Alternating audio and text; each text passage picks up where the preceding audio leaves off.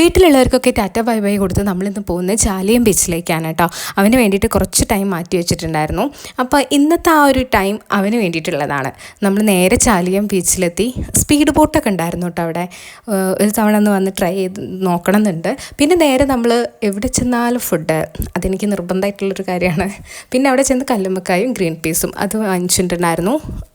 Green peas ഓക്കെയാണ്. കല്ലുമ്മക്കായ ഭയങ്കര ടേസ്റ്റായിരുന്നു കേട്ടോ. നല്ല രസമുണ്ടായിരുന്നു. ക്രിസ്പിനെസ് കുറച്ച് കൂടുതലാണെന്ന് തോന്നി. പക്ഷേ കല്ലുമ്മക്കായൊക്കെ കിട്ടി കേട്ടോ. അല്ലെങ്കിൽ അതിൻ്റെ ഒരു ഫ്ലേവർ മാത്രമേ കാണുള്ളൂ. കല്ലുമ്മക്കായ തപ്പി നോക്കേണ്ടി വരും.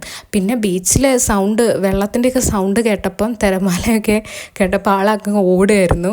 ആദ്യമായിട്ടാണ് അവനെയും കൊണ്ട്, രണ്ടാമത്തെ തവണയാണ് അവനെയും കൊണ്ട് പോകുന്നത്. ഇപ്പോൾ 1.5 വയസ്സായി. പിന്നെ നേരെ പോകുന്നത് പാനിപ്പൂരി കഴിക്കാനാണ്. അവിടെ പോയി പാനിപ്പൂരിയൊക്കെ കഴിച്ചു. പിന്നെ നൈറ്റ് ഏകദേശം ഒരു 6:30 ഒക്കെ കഴിഞ്ഞേരം നേരെ വീട്ടിലേക്ക് വിട്ടു.